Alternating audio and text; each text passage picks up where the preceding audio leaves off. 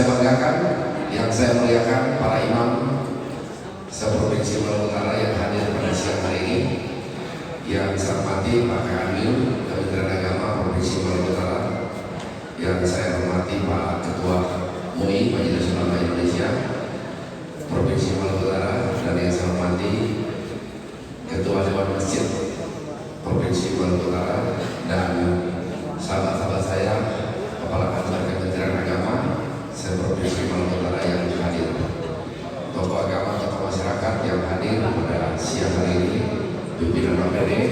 Pertama-tama mari kita panjatkan puji dan syukur kehadirat Allah Subhanahu wa Ta'ala. Kita diberikan rahmat dan nikmat sehingga siang ini kita bisa berjumpa lagi dalam rangka peningkatan kapasitas para imam, gagasan dari Kementerian Agama dalam rangka moderasi beragama di Indonesia. Nah, hari ini saya diberikan tugas peran pemerintah di dalam pembangunan ibadah bidang agama. Nah, kita sangat bersyukur kita hidup di negara Indonesia. Kenapa? Karena undang-undang dan amanat konstitusi kita memberikan seluas-luasnya kepada semua warga negara untuk memeluk dan menganut agama dan kepercayaannya masing-masing. Yang kedua, kita bersyukur juga negara dalam konstitusinya menyadari bahwa agama adalah merupakan peran penting dan pilar utama di dalam proses pembangunan bangsa. Oleh sebab itu, pemerintah menyadari betul apa yang harus dikerjakan pemerintah dalam memenuhi dan melengkapi semua pemenuhan yang menjadi hak warga negara di dalam menganut kepercayaan dan ibadahnya. Di satu sisi, negara juga menyadari bahwa Indonesia sebagai bangsa, sebagai negara yang penduduk muslim terbesar di dunia, dan ini mempunyai peranan penting bagi bangsa-bangsa.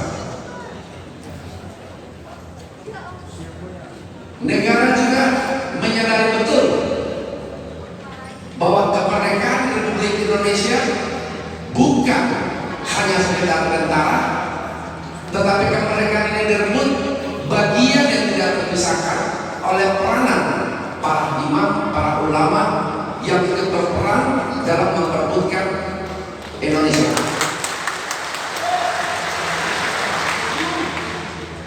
Oleh sebab itu, di dalam langkah kebijakan pemerintah untuk menghargai semua hak-hak warga negara, terutama di dalamnya para imam ulama, yang dimana mereka adalah bagian yang tidak terpisahkan dari pendiri bangsa ini. Makanya negara di dalam kebijakan anggarannya selalu berpihak yang namanya pembangunan agama. Boleh dibayangkan fasilitas yang diberikan negara kepada semua agama dan teristimewa yang muslim, karena memang negara besar dan fundamental kita, fundamental Indonesia adalah Islam.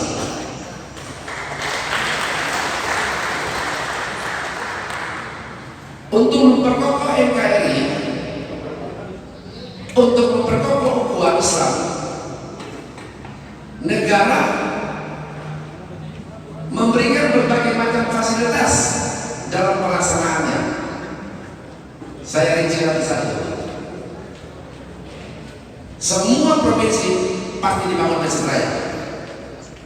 Semua kabupaten pasti dibangun masjid agung, dan itu menggunakan uang negara. Yang berikut, ada fasilitas STI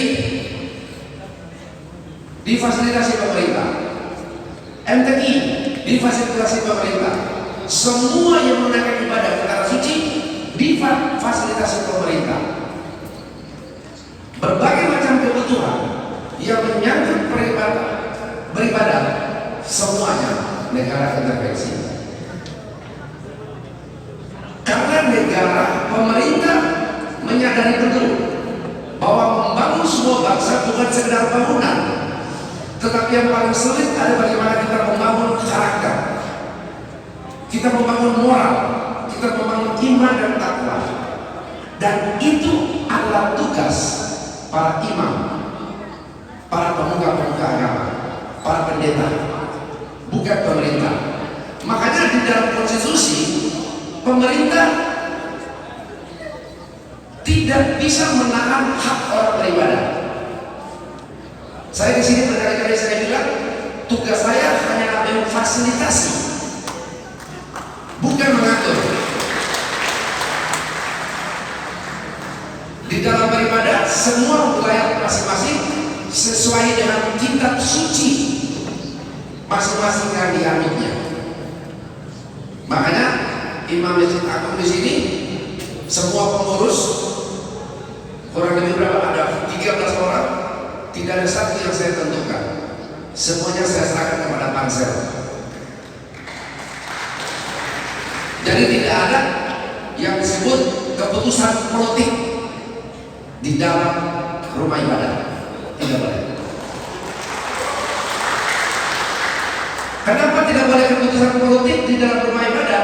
Karena politik di rata-rata kefoya-foiki. Oleh sebab itu, saya kembalikan kepada kita, serahkan pada ahlinya. Nah, urusan para pengurus masjid itu adalah urusan Kementerian Agama, bukan saya selaku pemerintah. Yang berikut, semua yang menjadi kebutuhan bagi rakyat dalam menjalankan ibadahnya,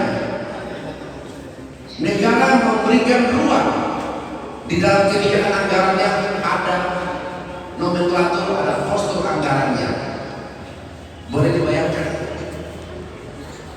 betapa negara, pemerintah menyadari bahwa agama adalah tulang punggung dalam pembangunan bangsa. Saya di sini selaku bupati, saya menyadari betul, karena tidak mungkin saya bisa menjangkau semua rakyat setiap hari, dan tidak mungkin saya teriak aturan setiap hari. Tidak mungkin saya berharap kepala desa. Makanya saya membuat seimbang, karena pemerintah adalah wakil Tuhan, imam juga wakil Tuhan, sama-sama mempunyai equal yang sama di hadapan Allah. Hanya yang berbeda antara bapak para imam dengan pemerintah adalah tanggung jawab dan tugasnya yang berbeda. Tugas pemerintah adalah mengadministrasikan keadilan. Tugas pemerintah adalah mendistribusi keadilan untuk memenuhi semua hak rakyat. Nah, tugas pemerintah memberikan fasilitas kepada seluruh para imam. Untuk apa? Untuk membangun akhlak, moral, iman dan takwa umatnya.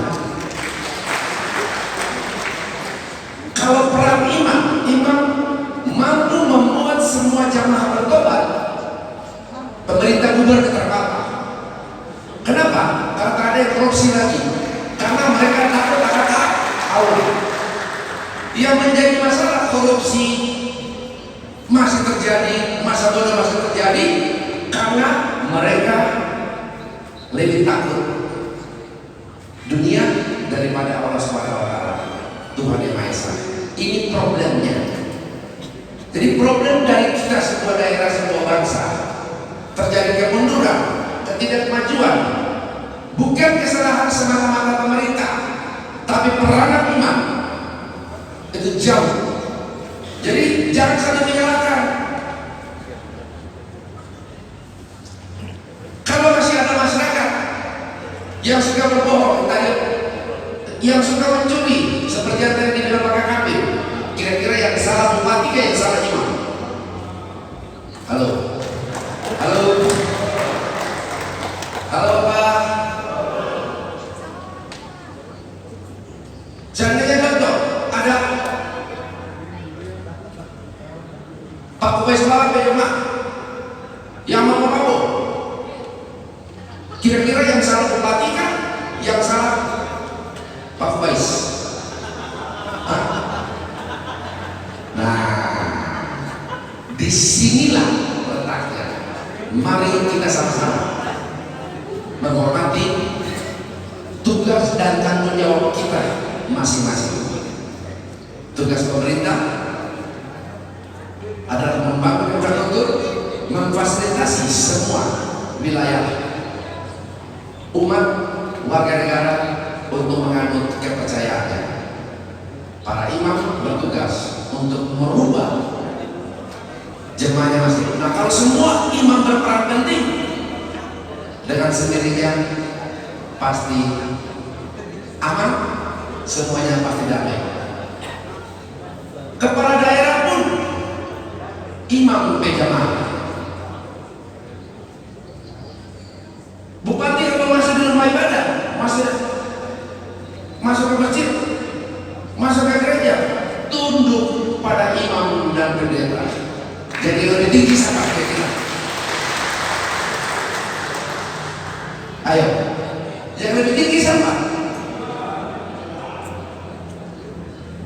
Nah, kenapa kadang-kadang imam pendeta dikecilkan?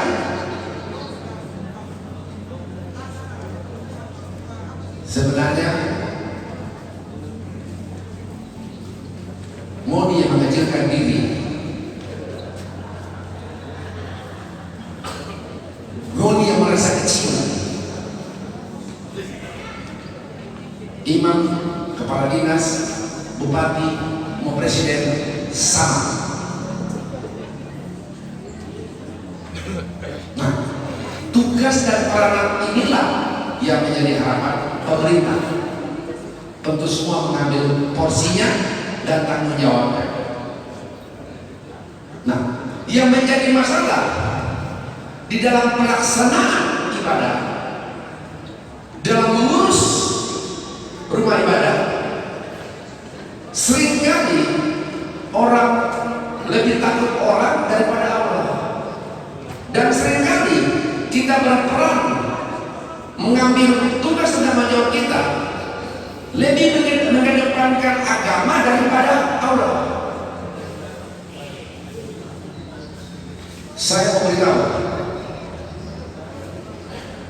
dalam memimpin ibadah, dalam memimpin jemaah, bukan agamanya yang diperbesar, tapi Allahnya yang diperbesar. Kalau Allah yang diperbesar, agama otomatis mengikutinya. Jadi lebih baik kita bertuhan di dalam agama daripada kita hanya beragama. Karena pemimpin utama dalam sebuah agama adalah Allah Subhanahu wa Ta'ala, Tuhan yang Maha Esa. Bukan imam, bukan pemerintah. Nah, inilah seringkali ketidakpercayaan diri kita dalam status kita, itu yang membuat kita kadang-kadang lambat, sungkan, malu hati dalam rangka dalam mengambil keputusan. Nah, ini yang keliru. Dalam kehidupan warga negara, wajib hukumnya tunduk pada dua kitab, kitab suci dan kitab undang-undang.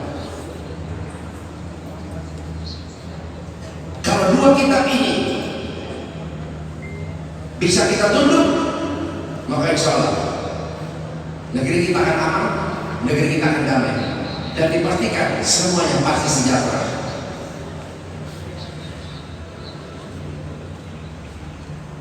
Nah, di dalam perkembangan dan perubahan demokrasi ini, itulah tantangan kita semua.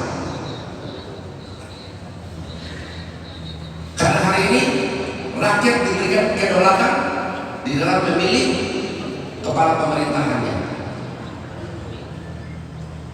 Nah, inilah problem terbesar, dan inilah peranan para imam.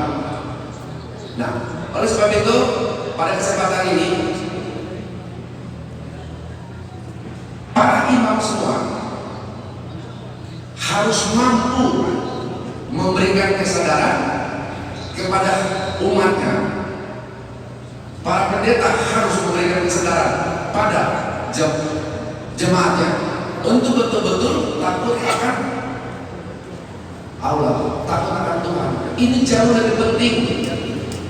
Buat apa kita punya gedung yang megah tetapi isinya tidak takut Allah? Jadi rumah ibadah itu bisa makmur kalau rumah itu isinya Allah. Tapi kalau isi hanya kemenang, belum tentu. Karena kemenang juga butuh makmur juga.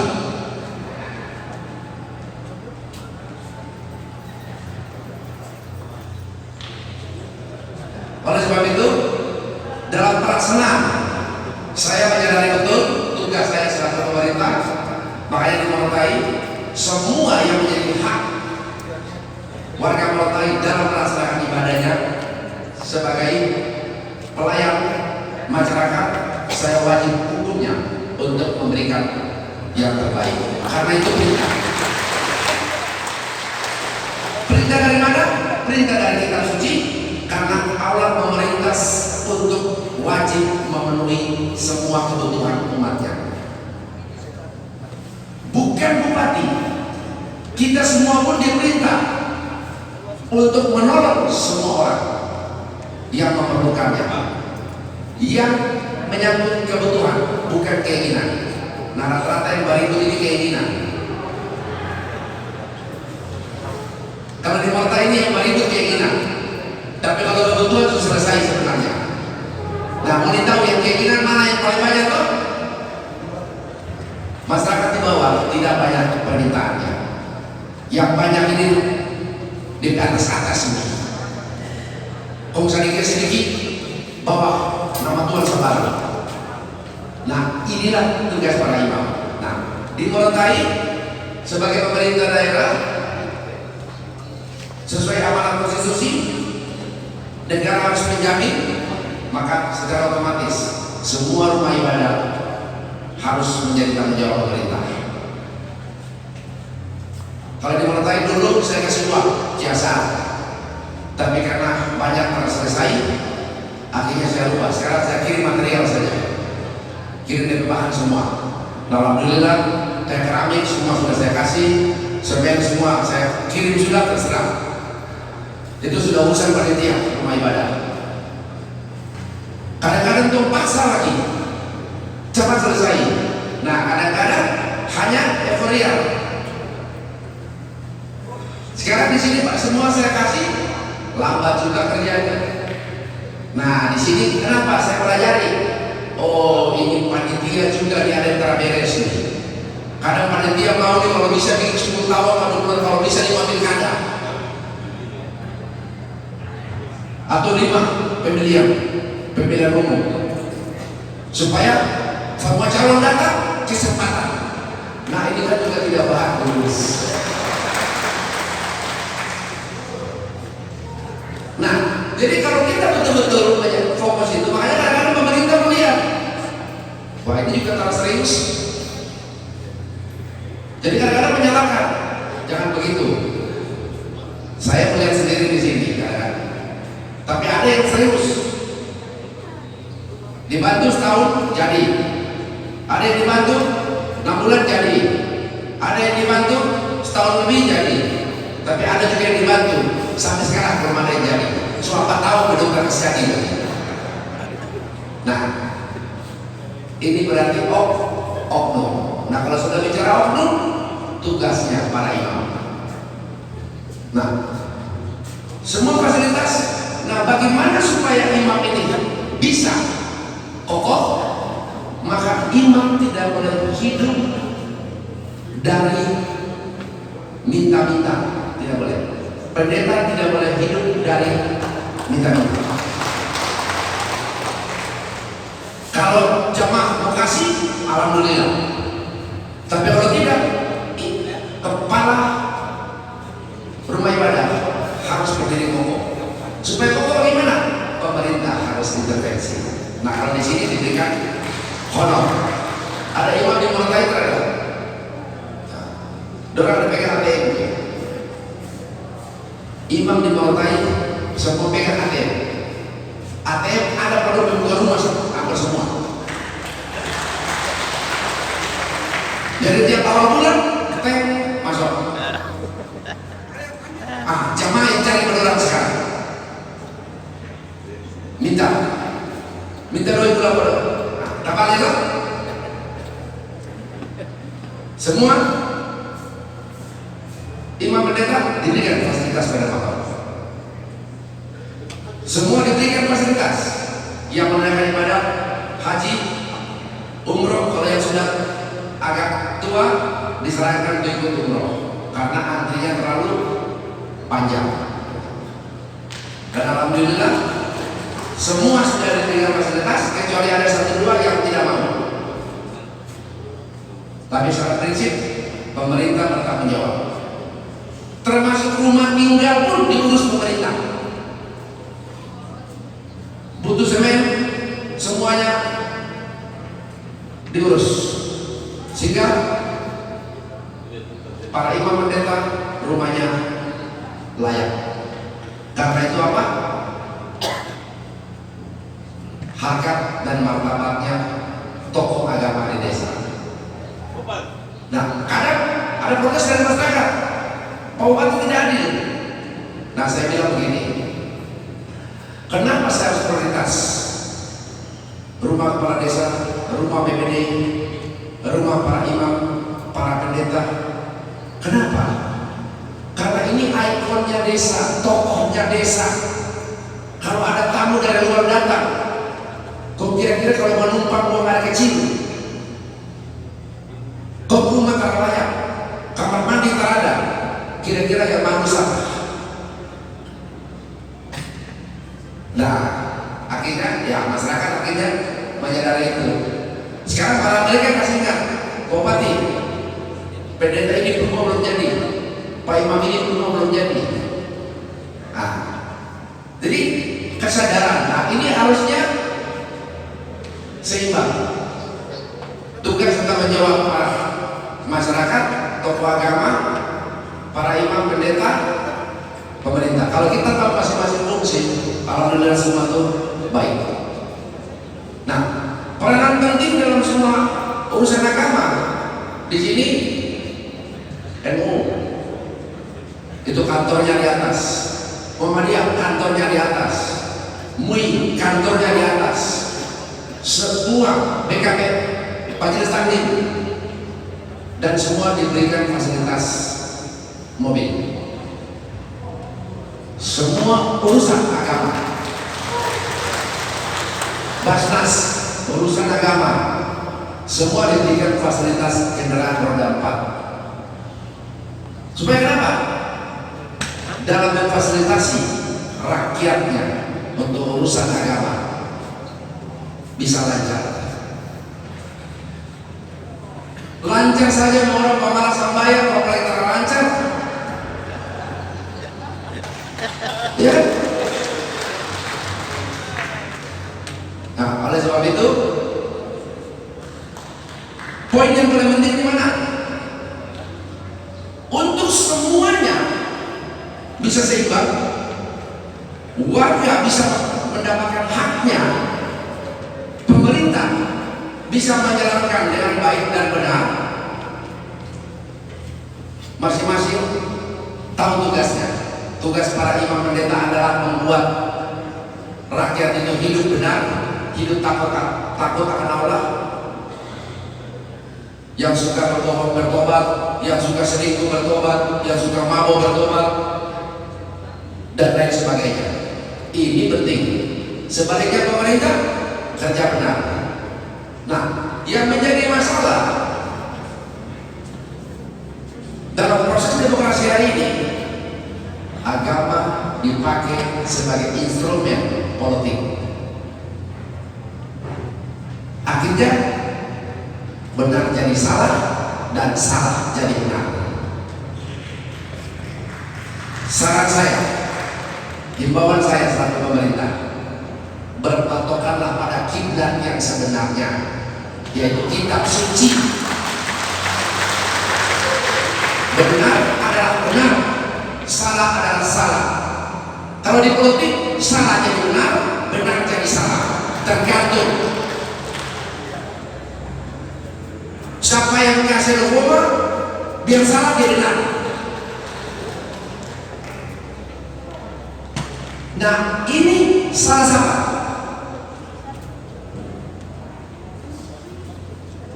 Seorang pemimpin lahir itu karena siapa? Karena rakyat. Rakyat itu siapa? Jamaah. Jamaah bos apa? Halo? Jamaah bos apa? Kalau jamaah bos apa? Yang menentukan nasib bangsa, yang menentukan masa depan rakyat, yang menentukan masa depan orang semua adalah tokoh agama. Tidak ada yang lain.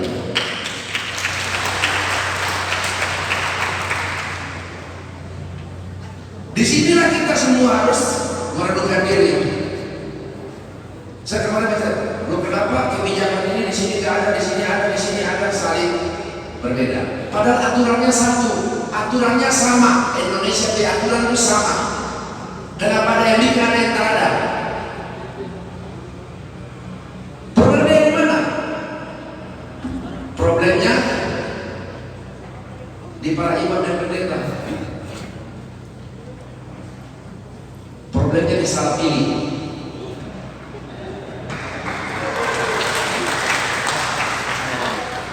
Karena ada yang ikut kitab suci, ada yang ikut janji.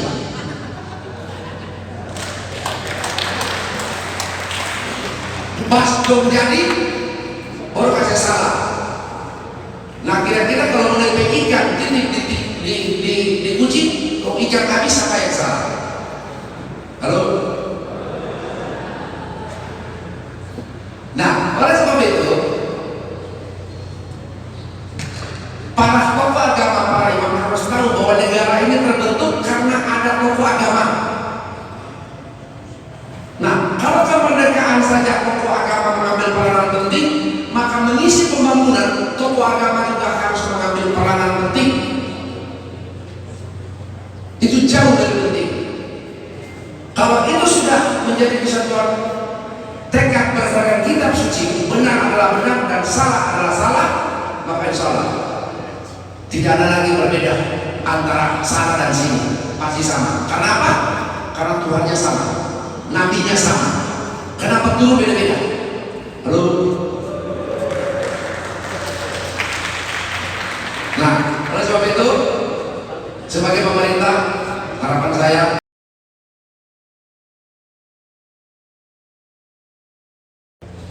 para imam, para pendeta itu koordinasinya itu ada di Kementerian Agama.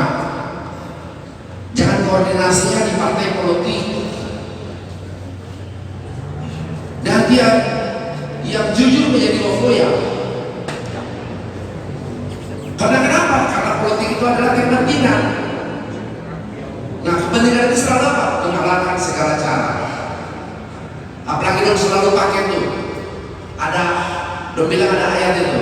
Jadi seseorang bisa merubah nasibnya. Gimana?